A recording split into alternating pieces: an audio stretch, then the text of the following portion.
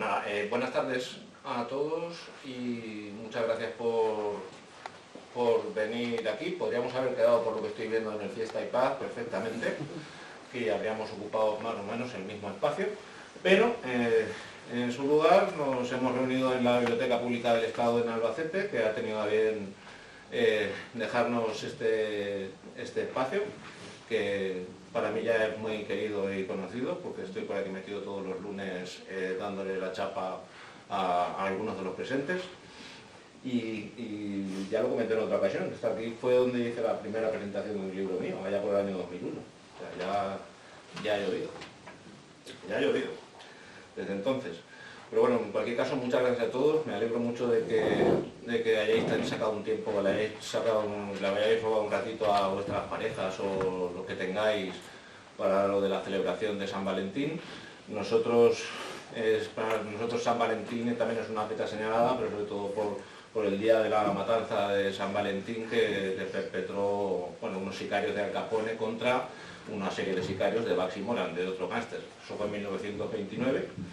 O sea que ya también ha llovido, luego van a ser ya... Aún lo celebramos. Aún lo celebramos, sí. Más fue una matanza muy interesante, porque de hecho los informes oficiales insisten una y otra vez en que la policía no estuvo implicada, cuando está bastante claro que los principales tiradores con metralletas Thompson eran 3 policías de Chicago. Pero bueno, en fin, estas son historias para no dormir. Venimos para presentar en sociedad dos libritos que no por fin no son menos pesados en el sentido de volumen interno y de densidad. Por lo menos uno de ellos, el de poesía, es denso. Eso sí lo puedo asegurar. Alfonso Tornero, y si se me escapa en algún momento de llamarlo José Alfonso, es por la familiaridad que nos une y la costumbre de hace ya muchos años. Nació en Albacete en 1974 y su carrera profesional no tiene nada que ver prácticamente con su trabajo literario. Sin embargo, hay un aspecto tuyo que sí que has utilizado, que es el aspecto de musicólogo. Yo sí acabo viendo al final la influencia de la música y de las estructuras musicales y de la importancia que tiene la música para ti y cómo la vives de una forma bastante exagerada, casi como vives el fútbol. Más que el fútbol, diría. Pues debe estar allá. Y bueno, Alfonso empezó a publicar allá por 1992, cuando estaba en el instituto, y hizo sus pinitos en una fanzine, una revista del instituto que se llamaba Pandemonium, que ya nos llamaba por entonces Javi Avilés. Y desde entonces estuviste al menos una década publicando de forma continua en fanzines locales, en revistas locales, que ahora mismo han caído prácticamente en el olvido. Los años 90 en Albacete fueron especialmente efervescentes en ese ámbito, en el ámbito de la publicación de aficionados. Es una cosa que ahora mismo pues prácticamente nadie sabe, porque por el mismo carácter que tienen ese tipo de publicaciones. Un fanzine no deja de ser una revista de fotocopias realizada por aficionados. Y lo que es curioso es que en Albacete, en esos años, yo recuerdo que en el año 94-95 llegó a haber como 16 fanzines a la vez funcionando, dedicados todos ellos a la literatura, a la ilustración, al cómic, había alguno de música, pero esos son muchos fanzines, es mucha gente la que estaba en ese momento implicada en esto, en las formas artísticas, en la difusión, etc. Y claro, de ahí ha salido, de aquellos polvos han venido muchos lodos, y han salido artistas que ahora mismo sí son bastante más conocidos y reconocidos a nivel nacional e incluso a nivel internacional. Y bueno, pues me parece Alguno de los presentes aquí recordará que en esta misma biblioteca se hizo una exposición antológica de Sí, ejemplares de aquel... se hizo una retrospectiva de los fanzines en Albacete, eso fue en 2001, creo. O sea, también ya ha llovido mucho. Pero todo eso, como digo, ha caído prácticamente en el olvido. No hay en la biblioteca, aquí en depósito deben tener muy poquito de esos materiales. Supongo que cuando nos muramos algunos de nosotros los acabarán aquí por fin, porque va a ser la única forma de que la biblioteca lo sostenga. Y bueno, en esa época tú desarrollaste un par de series de prosa que han tenido más trascendencia, pero se han quedado de momento inconclusas. Uno era la serie Tangrama, que empezaste a publicar en la revista Ventis, y lo otro es la serie de Orgen, de los Caballeros de Orgen, o Fábulas de Orgen, o como queramos llamar, de la cual sí que se llegó a salir, aparte de un montón de historias unitarias en fanzines, llegó a salir un librito, este de 2002, Los Caballeros de Orgen, volumen 1, con portada de Sergio Obleda, que es un autor local también, un ilustrador. En los fanzines los ilustraba casi todos tu hermano Pedro, que está por ahí. Y bueno, y los tangramas también los ilustraba él. Llegó a tener aquello una edición especial bastante complicada de escribir, era casi un pop-up book, un libro de estos que lo abres y se levantan las cosas y tiene efectos especiales y cositas que eso fue trabajo también de Pedro Jesús Tornero. Aquello creo que lo sacó Alejandro Fernández Díaz. Alejandro Fernández, correcto. Todo esto es hablar de nombres y requetanombres. En aquella época también te estuviste curtiendo como poeta. De esa época son Quién es quién, las fotografías de la fábrica de harinas. Cuéntanos un poco de tu experiencia, tu visión de aquel tiempo. Pues básicamente trabajábamos por encargo. Que vamos a sacar un número de nuestra revista y nos interesa material. ¿Qué tienes preparado? ¿Qué has hecho? Digo, ¿qué puedes hacer para publicarlo? Y era nuestro modus operandi. Escribíamos poesías, escribíamos relatos y siempre con la intención de crear normalmente, como iba para una revista con diversos números, pues la intención era que fueran series y que tuvieran cierta continuidad. La tuvieron hasta que los fanzines pues fueron extinguiéndose con el tiempo y esas obras quedaron inconclusas, pero en principio nuestra manera de trabajar era esa, intentar sacar el material para el próximo número y normalmente por encargo de los autores de los fanzines, de los directores. Y a ver, tú estuviste como responsable por lo menos de Aventis, que aquello era una revista cuatripartita con 4 directores que hacíais labores desiguales. Básicamente pelearnos, sí, por aquí hay alguno de esos directores de tiempos remotos y discutir con una aspiración de trascendencia sobre qué es lo que tenía que contener la revista. Bueno, no deja de ser curioso, son opiniones subjetivas, pero sí que podemos afirmar que alguno de esos materiales, que no dejan de ser de autores muy jóvenes, de personas que en esos momentos estaban haciendo su vida de estudiante en institutos, hoy algunos de esos autores les pasa como a mí, que han tenido la fortuna de publicar algún libro, han tenido sus lectores también, y en definitiva, pues si pudiéramos rescatar de aquellos tiempos del fanzine algunos contenidos, yo creo que merecían mucho la pena, que tenían su calidad, incluso para ser obras que se pudieran considerar juveniles. Lo malo sería que alguno incluso dijera que están mucho mejor que lo que hacéis ahora. Bueno, habrá quien lo diga. Sí. De eso hay. Claro, aquí estábamos contando un rollo un poco nostálgico, que suena muy bonito, pero en realidad era todo muy contracorriente y lo que teníamos era una cosa que necesitábamos para poder llevar a cabo ese trabajo, ese asunto de hacer las fotocopias, graparlas tú, llevarlas a la tienda, a la popular, a la librería tal, a la papelería tal cual. Luego intentar cobrar lo que se hubiera vendido sobre las 100 pesetas que tenía aquello y se llevaban un porcentaje y todo eso lo que requería además era una presunción y un ego tremendo, que es una de las cosas que caracteriza, por supuesto, a cualquier artista. El ego y la vanidad. De eso en Albacete hay mucho. Lo más destacable de esa época, en mi opinión, aparte de la parte de ilustración y de cómic, que no había tenido una representación previa amplia, está sobre todo en la parte de narrativa, que la narrativa en Albacete previa había sido, por decirlo de un modo poco elegante, nada. Habría sido un poco la nada. Había 3 o 4 autores que hubieran hecho algo que se pareciera a una narración de verdad, no a prosa poética, y lo que sí había era una superpoblación de poetas que supongo que han criado y ahora se han multiplicado exponencialmente.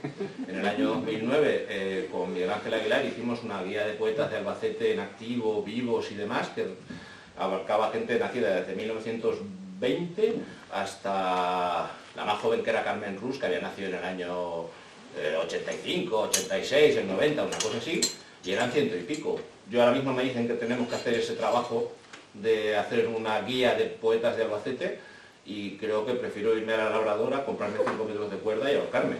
Porque ahora mismo probablemente puedan ser 1000 o 2000, pero vamos, no me está ahí, porque además los otros, ninguno se ha bajado de la burra. O sea, nadie escribe poesía y luego dice, yo ya no escribo poesía, ya no soy poeta. Eso no lo dice nadie. Eso es muy curioso. Los autores nunca dejan de ser autores, aunque hayan escrito 2 folios o hayan publicado un no sé qué. Eso es muy gracioso, es muy divertido. En esa antología yo recuerdo que en el prólogo habías escrito una frase que era definitoria y que yo me la he quedado de recuerdo para siempre, que era nunca tantos escribieron para tanto para tan pocos.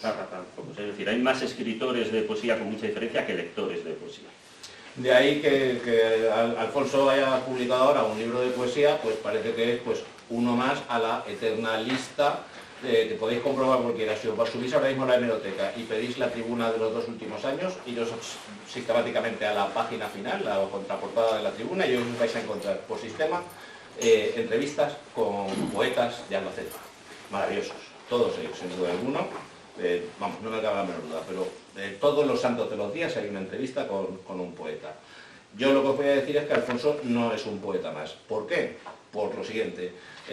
Yo como autor, editor y concretamente como narrador y sobre todo como lector, no tengo gusto por la poesía, me produce sarpullido normalmente la lectura de la poesía. ¿Por qué?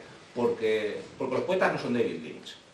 Con David Lynch ves una película, no te enteras de nada, pero estás disfrutando de una estética maravillosa. Pero con la poesía no te enteras de nada y ni siquiera estás disfrutando no estás viviendo el momento estético bello que te llega, ¿no? Y en ese sentido, pues me la refanfinfla bastante. Y los poetas en concreto me traen completamente al pairo y vamos, como decía un personaje de un autor irlandés que se llama Garcenis, la poesía que no rima denota una terrible falta de esfuerzo. Y eso es lo que yo veo básicamente con la poesía contemporánea, moderna, o llamadla como queráis. Pero bueno, una vez asentadas estas bases, que son aplastantemente sinceras, posiblemente más de uno y más de dos aquí estarán de acuerdo conmigo y con mi apreciación de la poesía en ese sentido, de la poesía contemporánea, repito, no estoy hablando de Quevedo, ese rimaba. Y además, cuidado con Quevedo.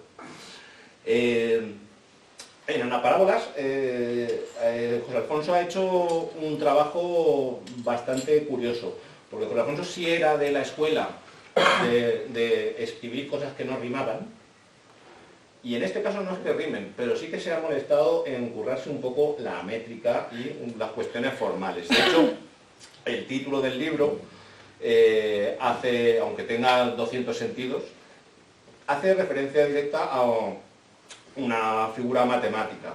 Y de hecho el libro está estructurado así. Cuéntanos un poco acerca de la estructura y de la métrica, o si quieres nos ponemos en silbero si hablamos de amor y de la vida y para vender poesía, ¿sabes? Lo que te quiero decir. Bueno, no sé si es un día para vender poesía, puede ser que sí, pero los lectores de poesía ya te digo que son mucho menos que los escritores, como bien señalabas tú. La intención de este libro, por distinguirse un poquito de otros libros de poesía que incluso yo mismo puedo haber escrito en algún momento, era que, por lo menos a mí, la poesía siempre me ha interesado cuando tiene un componente narrativo, cuando está contando de alguna manera una historia. Quizá en este caso más parecido a lo que estamos acostumbrados de canciones, el mundo de la canción, que como Alberto ha señalado, a mí es algo que me interesa bastante por el tema musical. Y sí que a mí una cosa que me preocupa mucho cuando escribo, y en concreto en la poesía, es el aspecto formal.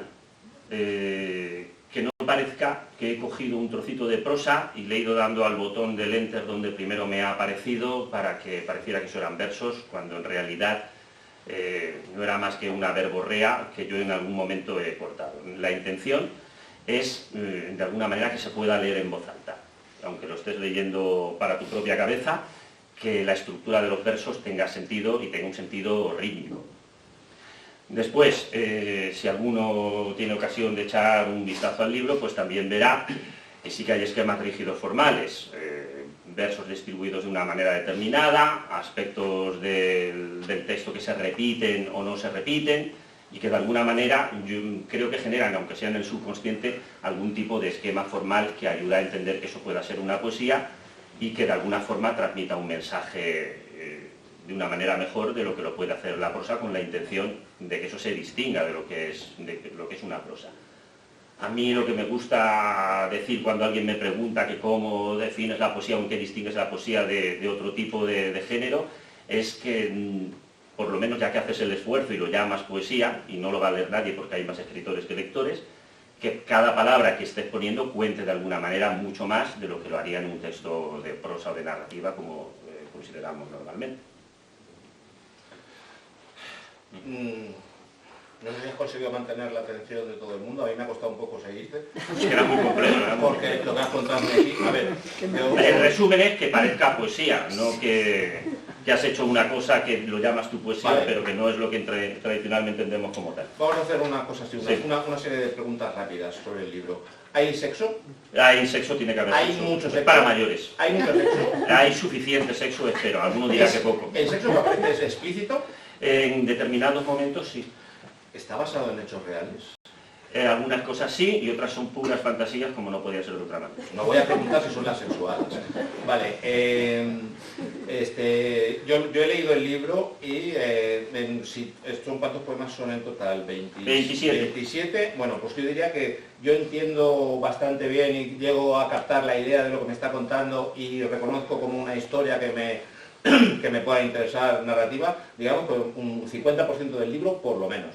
Hay referencias a cultura popular que ya sinceramente no sé hasta qué punto es muy popular hablar de Máquina de Guerra y Nebula, personajes de Marvel, de las películas superhéroes. Más de superhéroes, y sí me parece más lógico hay un poema donde se habla del amor entre el señor Spock y otro personaje de Star Trek. Es decir, que esto también vale para frikis en un momento dado. Ellos lo entenderán mejor, seguro. Ahí está. A ver, hay un poema que se llama El sueño de Neo y se está refiriendo a Neo, el de Matrix, evidentemente. Relevante y trascendental. Sí. Y hay una pequeña obra maestra de todo esto, que es El coleccionista, que formalmente tiene desde la marinera, es el cuarto poema y os lo recomiendo exclusivamente. No os lo vamos a leer aquí, no lo vamos a recitar, porque yo tengo también por principio que la lectura en general es una cosa que uno hace en soledad y preferentemente en silencio. Por eso odio las ferias de libros en las que tienen puesta música de forma permanente, porque dicen que con eso atraen a más personas. Pero la gente que está trabajando allí, ya sean autores o libreros, están jodidos todo el día escuchando reggaetón o la basura que te quiera poner la organización. Eso es un problema y es un hecho. Es un hecho. Espero que tengas la experiencia. Vamos a ver si conseguimos que pases por la Semana Negra de Gijón para experimentar una cosa intermedia. Es un sitio donde se respeta a los autores, pero también es verdad que estás en medio de la feria. Es como la feria de Albacete, pero llena de autores de todas las nacionalidades, hay mucha tela. Vamos a ver si podemos hacer que vayas por allí.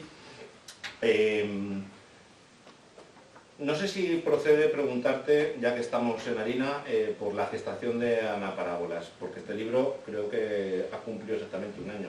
Sí. No es necesario que nos cuentes ninguna interioridad personal, pero si nos quieres contar un poco cómo se ha hecho, o a qué responde, o que sea divagando, puedes hacerlo. Pues Si básicamente su origen es determinados temas personales o no personales que me interesan y que yo pensaba que eran susceptibles de merecer una historia y además en forma de poesía.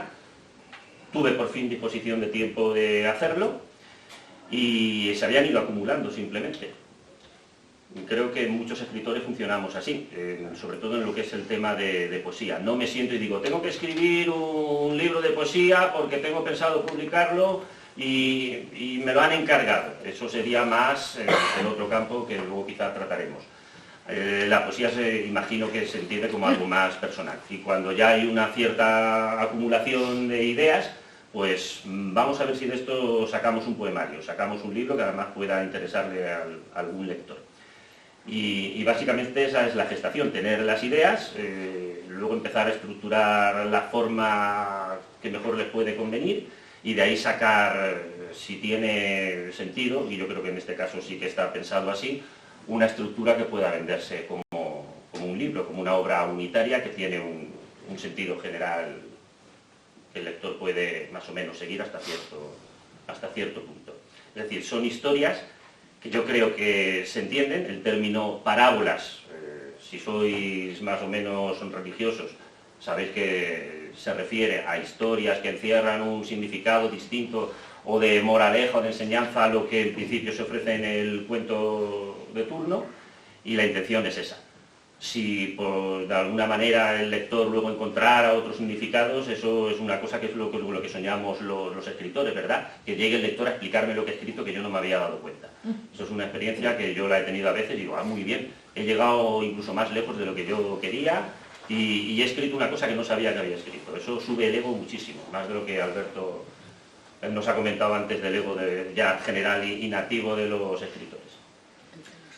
A ver, sobre todo, yo he hablado del ego sobre todo cuando teníamos 15, 16, 17, 18 años. Los poetas tienen el ego hasta los 90, ¿sí? Eso no se les quita. Vale, otra pregunta un poco complicada, o un poco... Vamos a ver, yo entiendo que aquí, en Anaparábolas, tú incluyes, además de una serie de narraciones y de historietas o parábolas que incluyen historias de superhéroes o de extraterrestres, hay mucho contenido personal. La pregunta es la siguiente: ¿la poesía en general es tan críptica y tan incomprensible porque los autores meten mucho contenido personal de ellos y uno, no tiene los referentes, y B, dice, es que me da vergüenza, la verdad, contar esto, entonces tengo que disfrazarlo y poner muchas palabras así raras y largas o desordenadas para que no se entienda y así no me pillan? Porque claro, también se pierde. ¿Cómo es eso? ¿Cómo funciona?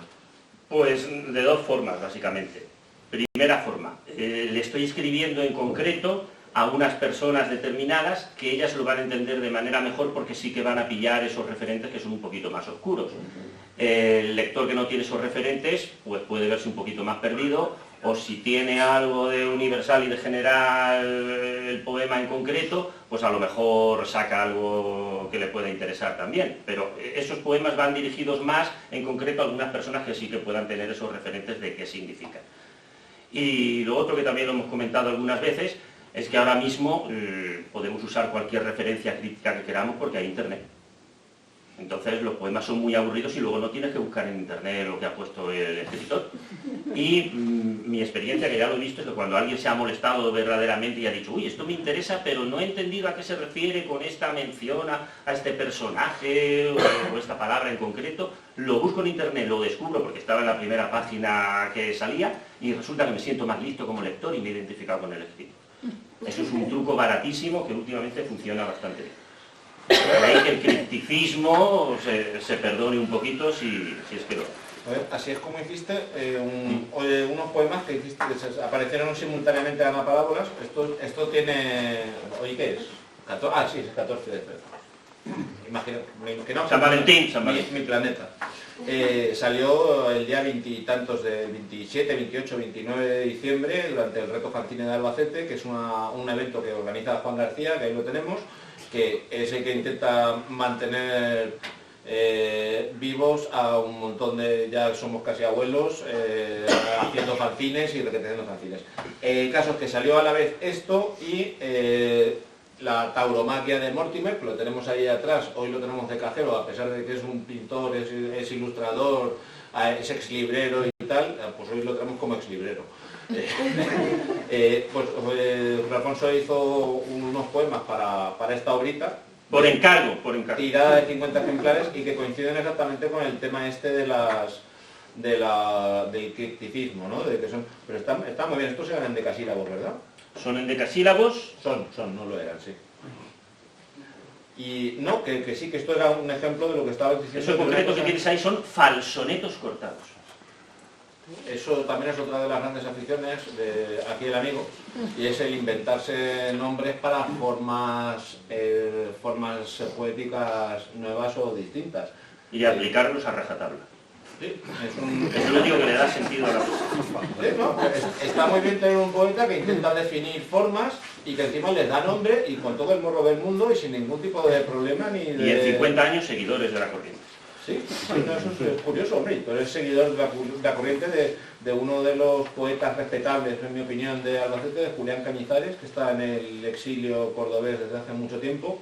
Y no, es verdad, es un grande. Es verdad que yo no entiendo casi nada de lo que escribe Julián, pero está bien, es como David Lynch, me parece bien. Bien, lo que haga, compro, lo veo, no me entero de nada, pero digo, oye, mira qué bien. Pues tú has seguido un poco la estela de Julián y aquí hay alguna imitación de lo que tú utilizaste como julianas. Las julianas son la forma poética inventada por Julián Cañizares y es obligatorio en cualquier poemario incluir por lo menos dos.